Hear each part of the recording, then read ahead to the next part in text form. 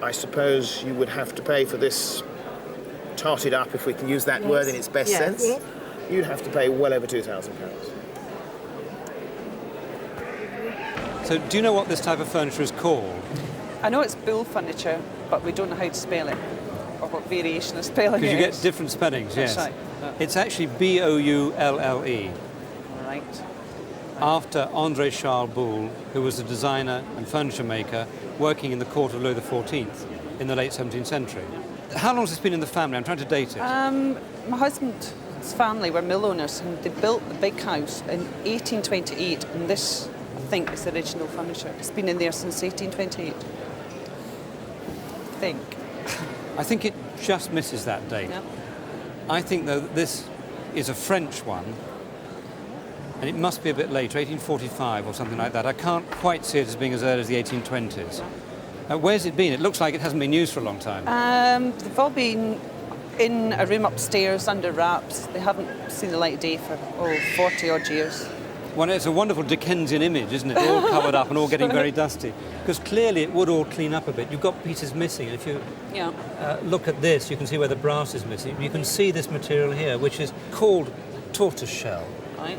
So under here, and if you cleaned it with olive oil, which I don't recommend you do yourself, but you'd see it would be a sort of deepish browny colour, almost with a red coming through. Yep. And in fact, it's nearly always turtle shell. People popularly think that this black furniture was mourning furniture, but no, it wasn't. It was a very popular style, competing with the Chinese black export furniture of the 1830s and 40s.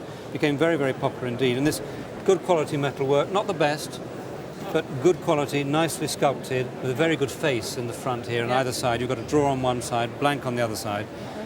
Stands well, looks good, and this is better than most. So a piece like this, what do you think it would bring?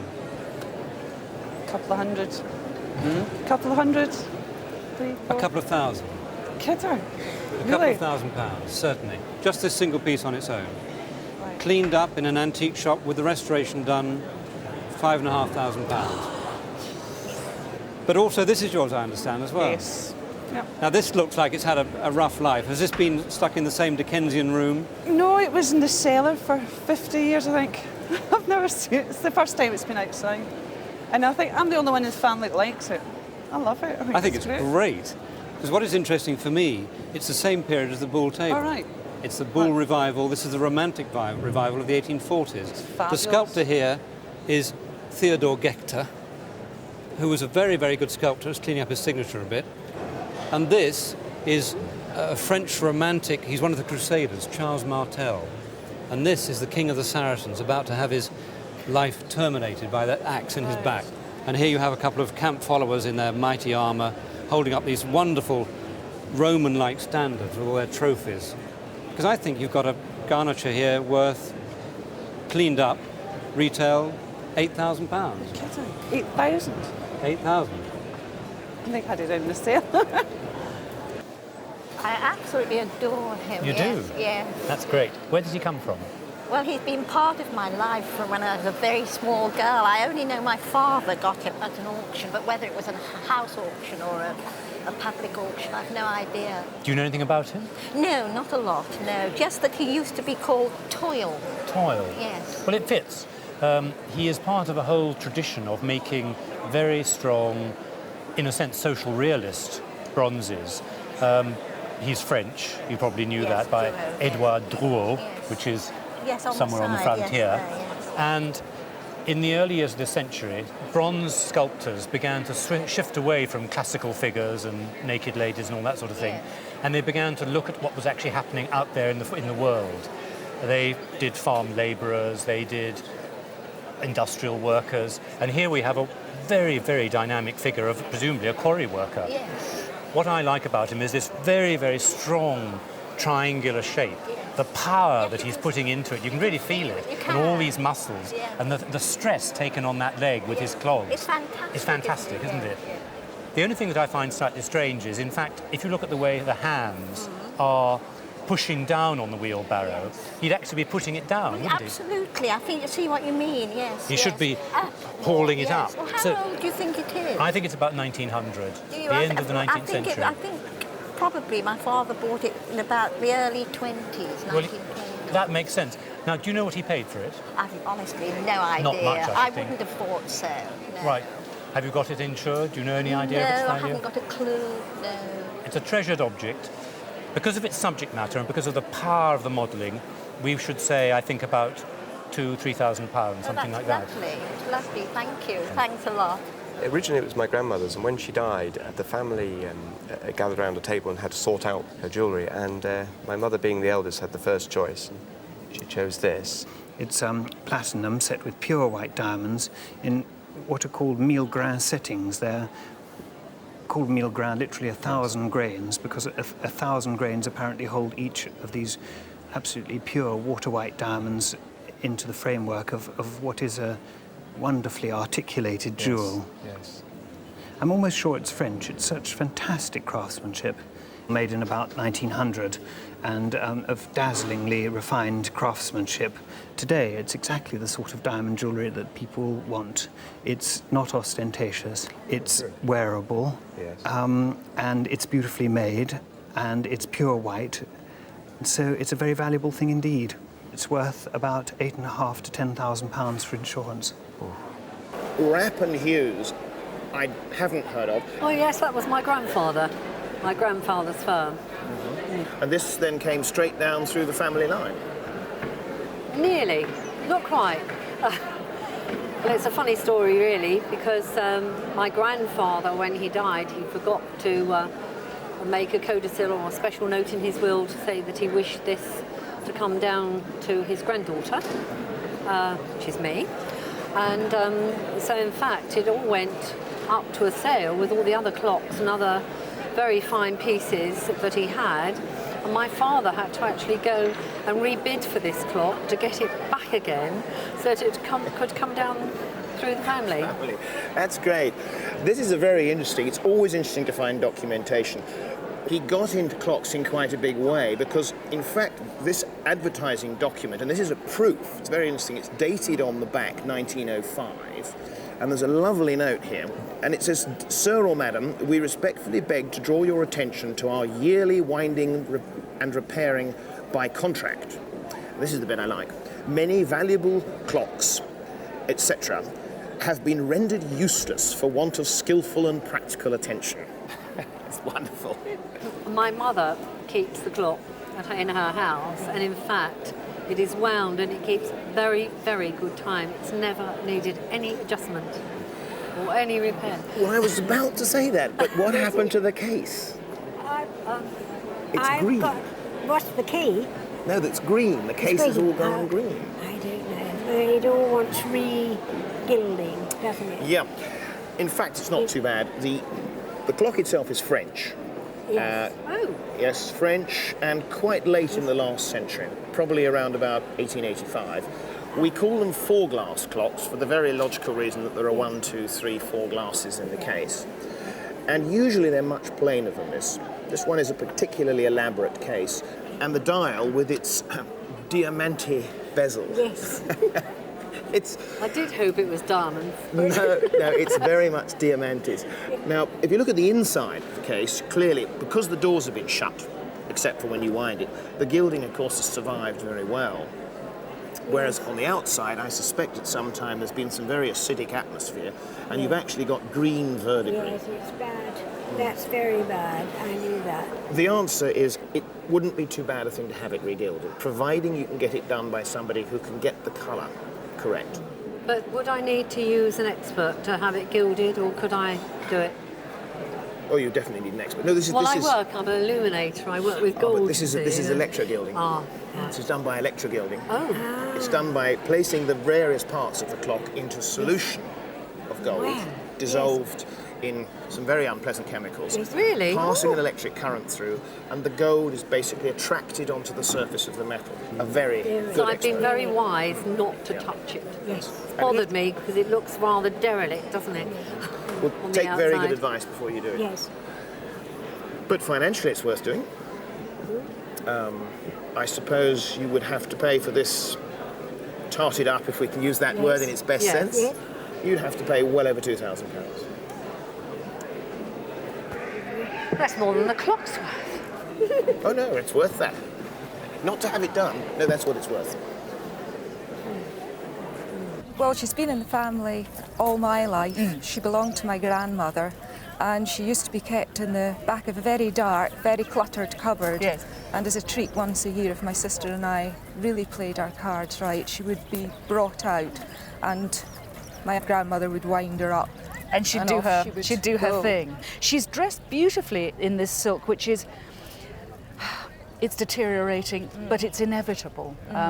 When you think that she was probably made in around 1890, 1900, the fact that your grandmother very cleverly kept her at the back of a cupboard, I'm sure it was nothing to do with keeping her out of your way. She merely wanted to conserve the fabric. And in fact, that has, I'm sure, helped. You can see it's beginning just to go into tatters here. She's standing on a little velvet-covered box which contains all the gubbins. It contains the musical movement, and it will contain all the cams and the cogs to set her going. But what I want to do is to turn her round and just see if there is anything that might be revealed on the back of her head. And there is the letters SH and the number 1300. So in fact that tells me that she was made by a company called Simon and Halbig. The 1300 is actually the mould number of her particular face. So yes, I would have said that she is probably dating from about 1900 or so from that head. People say, oh well, how come that they made these very fragile toys for children? And of course the answer is they weren't for children at all. They were actually made for adults as after-dinner entertainment pieces, really, a sort of rich man's plaything in a way. They were originally made in Paris, and there were a number of top makers, and she was made by Leopold Lambert. She would have been dressed for a particular market, in this case for Spain, exported and sold down there. The market for these is really very strong, and the more that the automaton does, the more movements that it has, the more expensive they tend to be. And looking at her, she's got movements to her. Oh, this bee obviously thinks that she's a very delicate flower. I'm just going to blow him away. There we go. So moves hit the tambourine, her head moves and so on. So she's got several movements there, and I think that if she came up for auction, we'd be talking about perhaps a figure of between 1,800 and perhaps just over £2,000. Very good. So she's lovely. And I'd like her, if we may, just to play her out. So I'm going to just give her a bit of a wind at the back there. Turn the knob.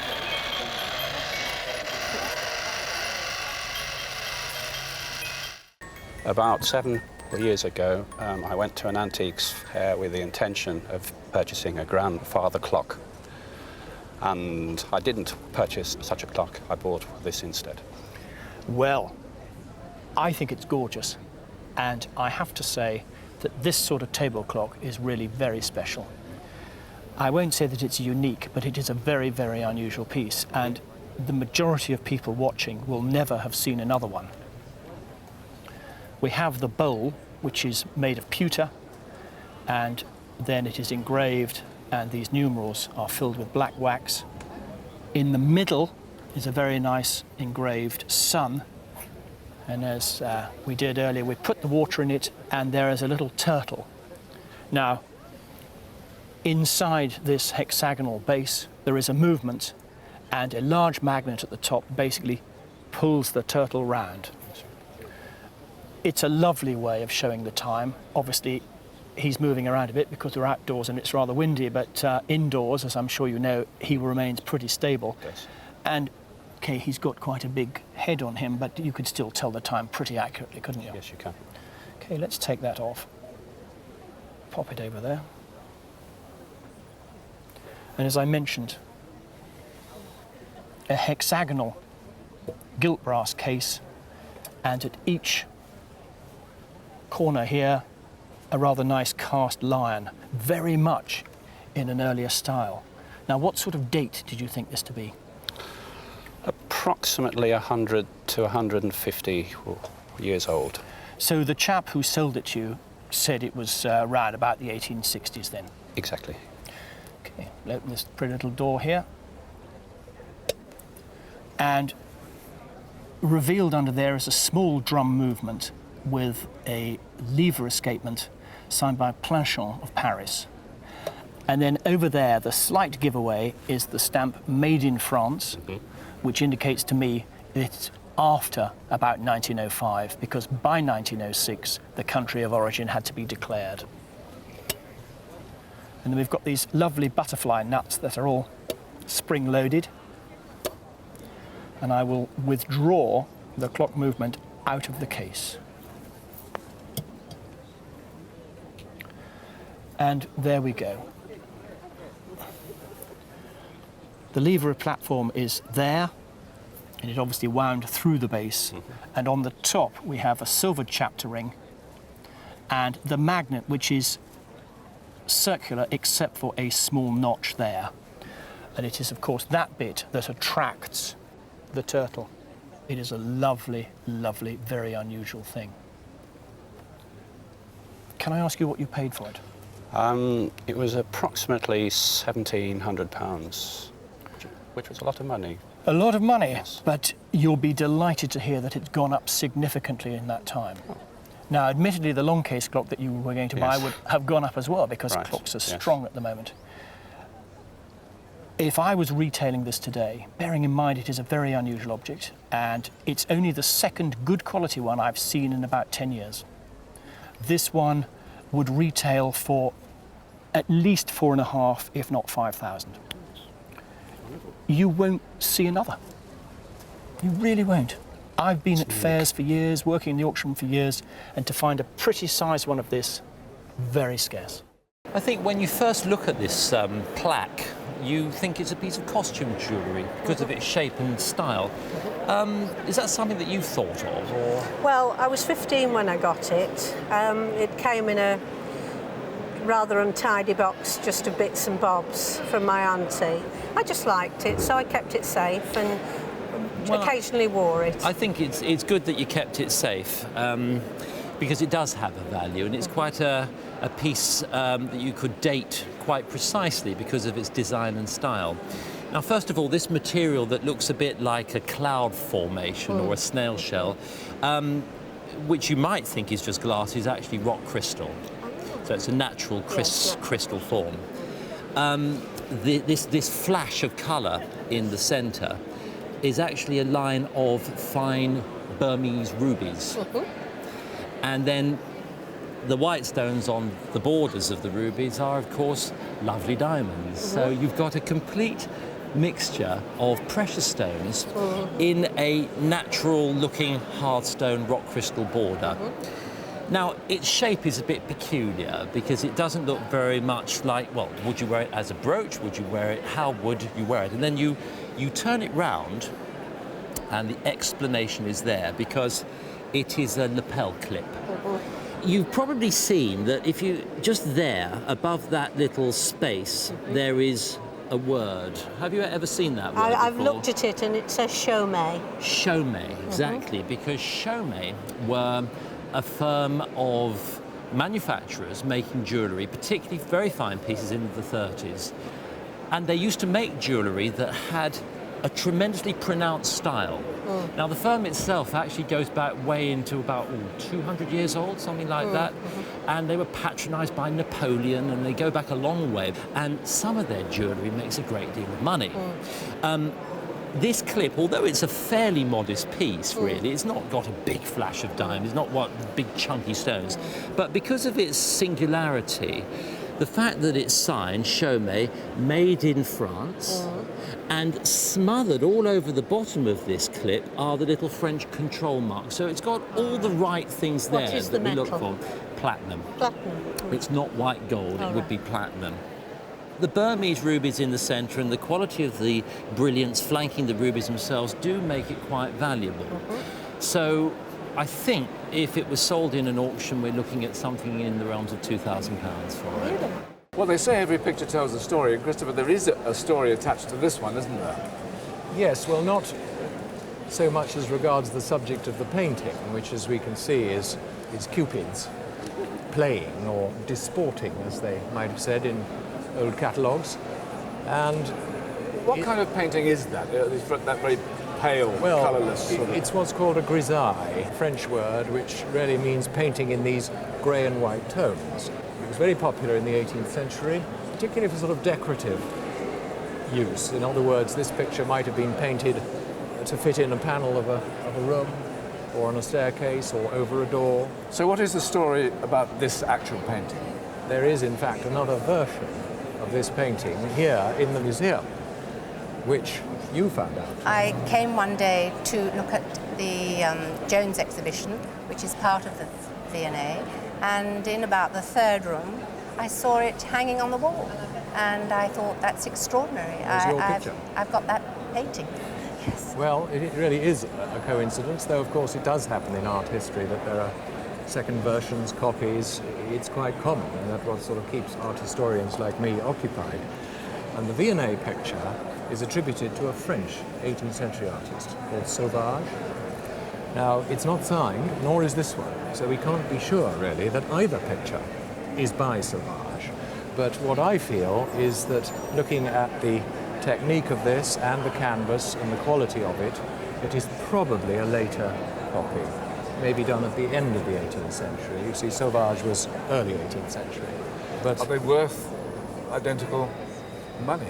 I think probably, as this is a later version, this is probably worth less than the one in the Jones collection. But can you tell me where you acquired this? We bought it at a sale in the mid-1960s. Do you remember what you paid? Yes, we paid £120 for it.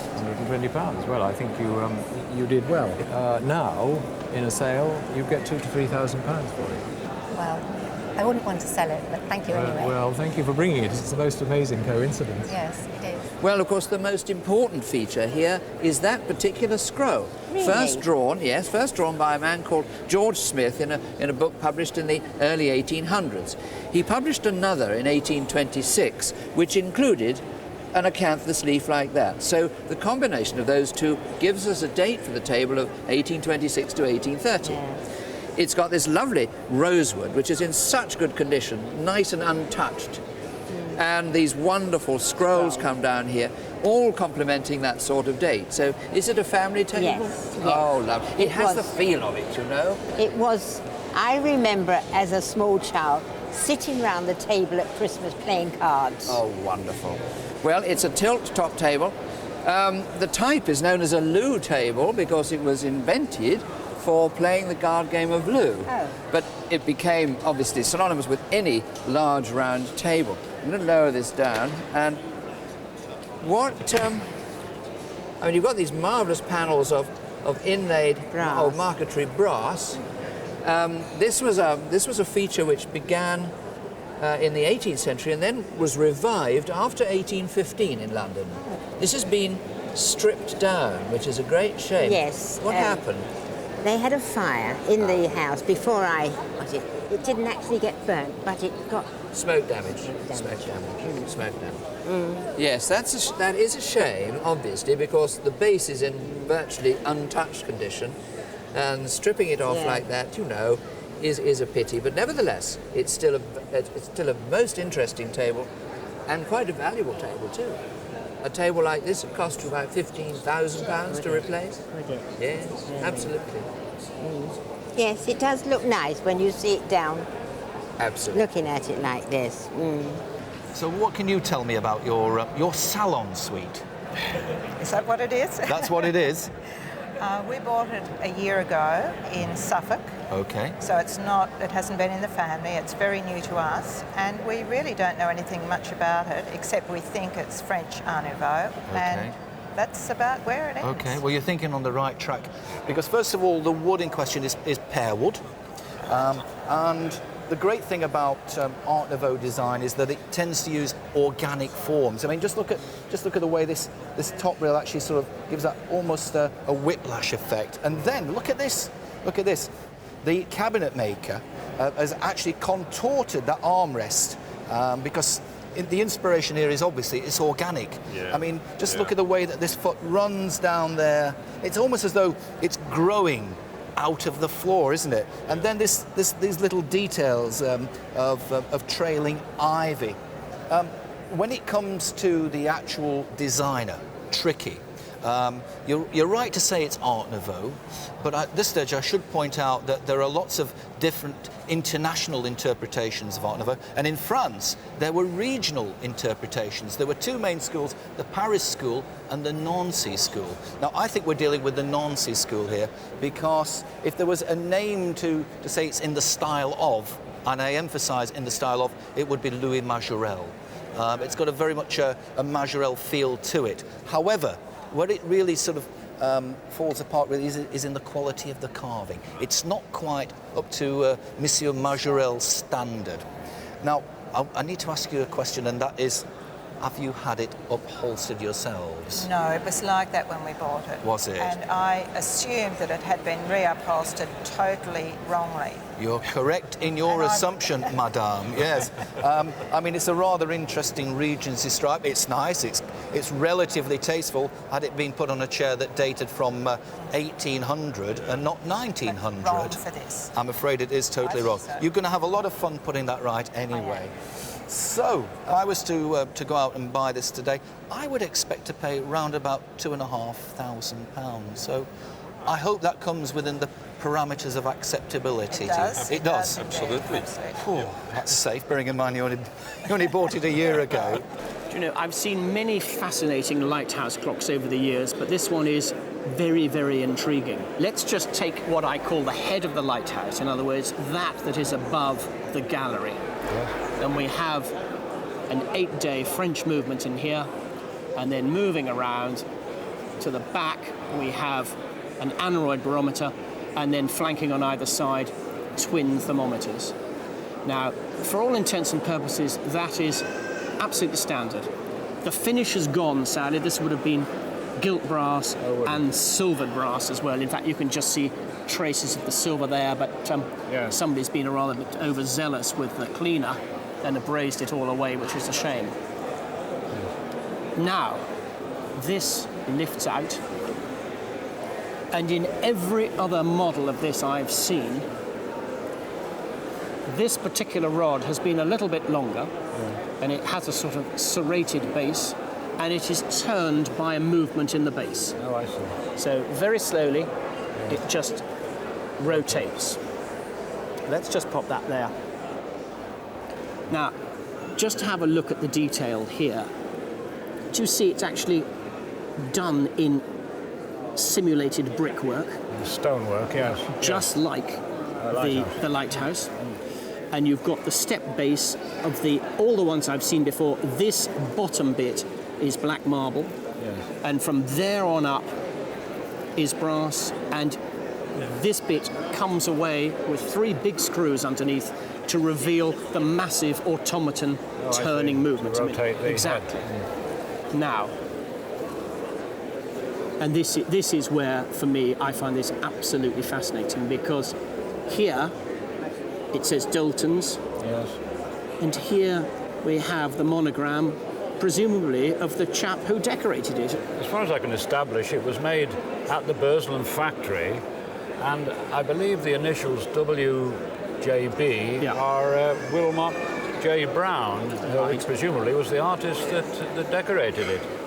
That would make absolute sense. It seemed to date it about 1882. Well, that would agree entirely with the mechanism of the clock. The whole movement is very much 1880s. You mentioned it was French. It is French. Yeah. It is French. And that is why I'm fascinated about this earthenware base. It seems an incongruous choice of decoration for a stone lighthouse to have flowers on it. Absolutely right. I really don't know what to make of it. Sadly, I see it's been damaged. Now, have you had it a long time or not? Well, yes, it's come through the family. My father left it to me, and I presume his father left it to him. The sort of normal figure for these things is in the region of about £1,800 plus the premium, and they retail at just under 3,000, roughly. To a collector of Dalton, I loathe to use the word unique, but I've never seen anything like this in a book or in my 28 years experience in the clock trade. I think if that was put in the right auction, you could well see towards £4,000 on it. Good grief. It is so rare. You astonish me.